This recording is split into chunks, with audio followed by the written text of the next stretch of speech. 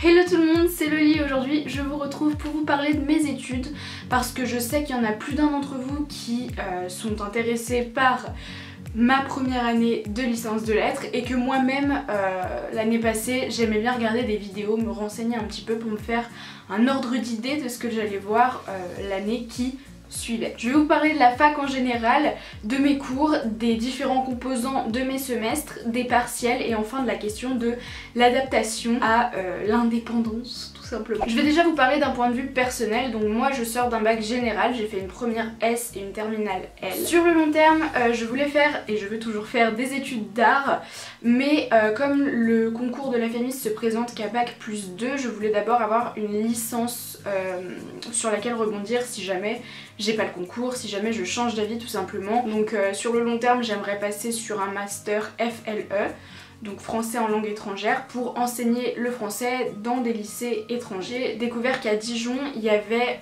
la licence de lettres qui proposait un cursus intégré, donc c'est la seule université en France à le faire, qui vous permet d'aller étudier un an en Allemagne et en L3 faire un semestre sur 2 Dijon-Allemagne à Mayence.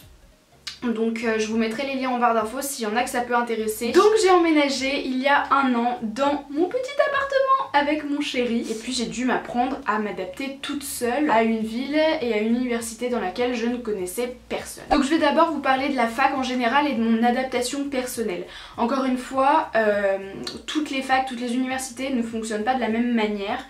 Dans les grandes lignes, vous allez reconnaître des choses dans ce que je vais dire, mais c'est possible que votre université ne fonctionne pas de la même manière que la mienne. Je sais, contrairement à Lyon, que mon campus universitaire il est un peu à l'américaine, c'est-à-dire que vous avez un grand stade, on va dire ça comme ça, vous avez un grand parterre de pelouse autour duquel s'organisent les différentes facs, IUT, BTS, etc.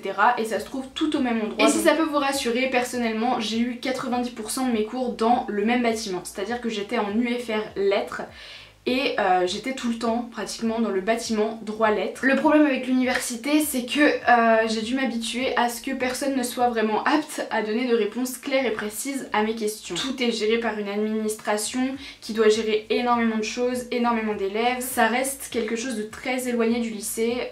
C'est pour ça que d'ailleurs je suis partie du cursus dans lequel j'étais. C'était très compliqué de suivre 2 licences, d'avoir tout le temps des informations qui me venaient en retard. Moi ce que j'ai fait c'est que en sortant de 2 semaines de cours, on va dire, les premiers cours, il y avait plein de trucs que je comprenais pas. Donc je me suis calmée, je me suis mise à mon bureau et j'ai écrit toutes mes questions. Tous les trucs même bêtes que je savais pas. J'ai posé toutes mes questions sur ma feuille et le lendemain je suis partie à la fac et pendant toutes mes heures d'études j'ai fait le tour des bureaux. Et ça je l'ai fait qu'une seule fois, mais ça m'a permis en même temps de voir un peu comment ça se passe et que on peut être perdu mais c'est pas un problème. Concernant les cours, l'année scolaire ne se divise non plus en 3 trimestres mais en 2 semestres. Alors moi d'un semestre à l'autre j'avais plus les mêmes cours et plus les mêmes profs. Donc les matières en fait elles sont classées par unité d'exploration, donc UE. Personnellement j'avais 5 UE avec à l'intérieur 2 à 3 matières je crois. Les coefficients des UE sont globalement les mêmes.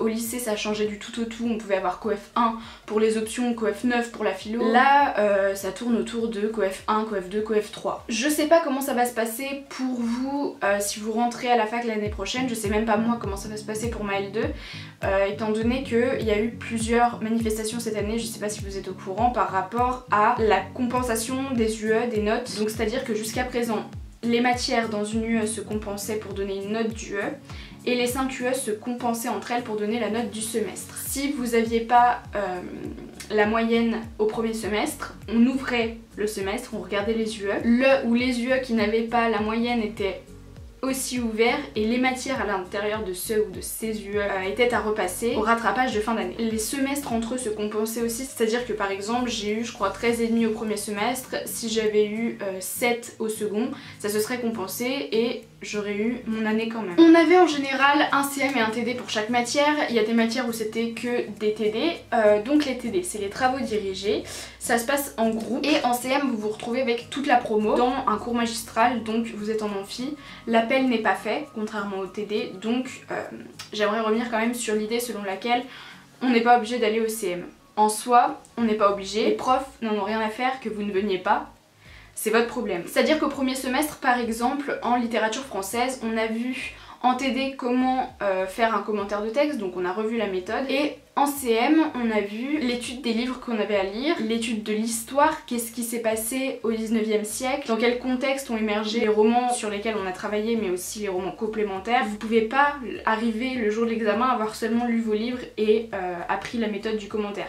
Vous avez besoin aussi de connaissances annexes, ne serait-ce que pour votre culture générale. Je vais maintenant vous détailler les UE de mes différents semestres. Donc au premier semestre, en UE1, j'avais littérature française et littérature comparée avec à chaque fois un CM et un TD. En littérature française, comme je vous l'ai dit, c'était la littérature au 19e siècle. On avait à lire 2 romans, donc Le Père Goriot de Balzac et Madame Bovary de Flaubert. En littérature comparée, on a étudié la condition de la femme au foyer dans Jane Eyre et dans Le Lys dans la vallée de Balzac. Donc ensuite, en UE2, on avait 2 TD.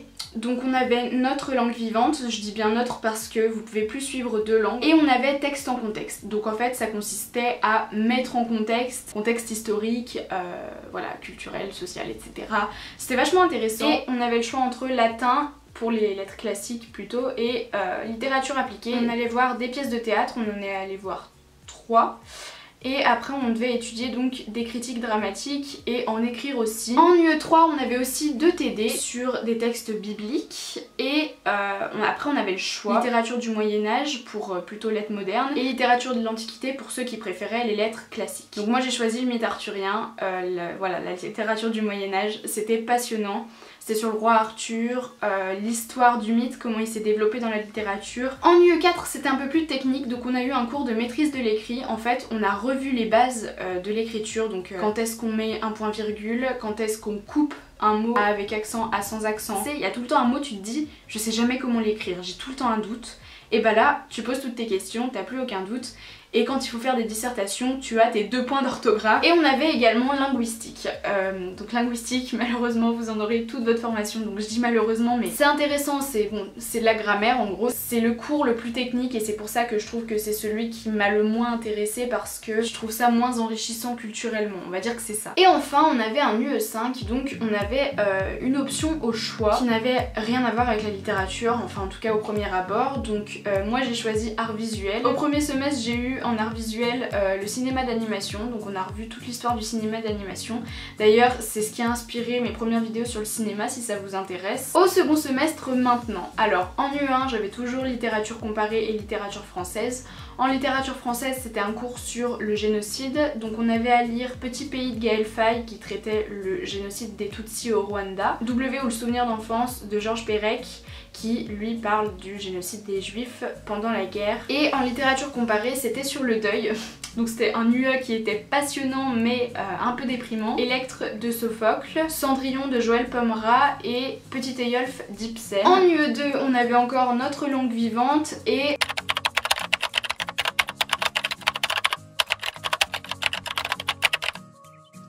soit latin, soit littérature appliquée. Donc cette fois-ci en littérature appliquée, on a vu tout ce qui est paratexte, donc la préface, la 4e de couverture, les chroniques littéraires, les critiques. C'était le seul cours où on pouvait un peu laisser libre cours à notre imagination, en même temps parler d'œuvres que nous on aimait, même si elles n'étaient pas classiques. En UE3, on a eu un cours sur l'amour dans la poésie et soit littérature de l'Antiquité, soit la littérature de la créolité, donc des Antilles, etc. C'est ce que j'ai choisi. En UE5, en option, j'ai toujours choisi art visuel. Cette fois-ci, c'était sur l'histoire de la bande dessinée. Le premier semestre commence donc à la mi-septembre.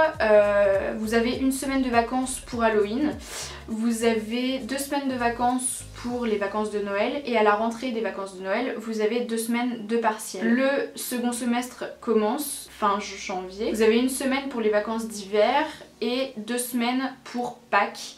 Et après les vacances de Pâques, 2 semaines de partiel, pareil. Donc le second semestre, je l'ai trouvé beaucoup plus court que le premier. Pour les partiels, en littérature française, on avait 4 heures, comme en littérature comparée. Au premier semestre, c'était un commentaire de texte. Au second semestre, c'était des dissertations. Pour l'UE3, on avait 3 heures de partiel qui prenaient les 2 matières qu'on avait choisies. Et en linguistique, on avait un partiel de 2 heures. Donc voilà, c'était les seules épreuves qu'on avait vraiment dans des conditions d'examen. Pour Pour conclure, je dirais que les 20 heures de cours sont largement gérables, ça vous permet de faire votre travail, d'avoir des pauses, de sortir, de vous intéresser à d'autres choses parce que c'est ça aussi les études de lettres. Ce qui est compliqué, c'est que les devoirs vous les faites pas en cours, vous les faites chez vous. C'est ça le plus compliqué je dirais dans cette première année, c'est d'apprendre à s'organiser. Vraiment, si vous n'avez pas l'habitude d'être hyper carré, vous allez être vite perdu parce que comme je vous l'ai dit, personne n'est vraiment apte à vous répondre tout le temps. Encore une fois, la quantité de travail et la quantité de lecture n'est pas déstabilisante. On vous propose des lectures annexes, il vaut mieux le faire. Même pour votre culture, c'est important. Et voilà tout le monde, c'est tout pour cette vidéo sur mes études. J'espère qu'elle vous a plu, qu'elle aura répondu à vos différentes questions sur le sujet.